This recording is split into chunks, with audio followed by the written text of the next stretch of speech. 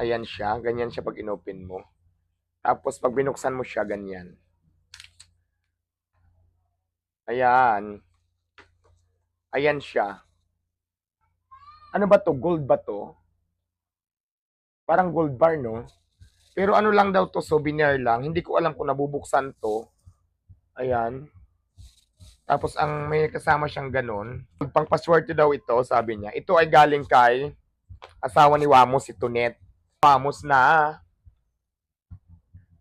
Lamin, nabuksan na siya. Nakita nyo? Ito din to sa akin dahil kailangan ko to.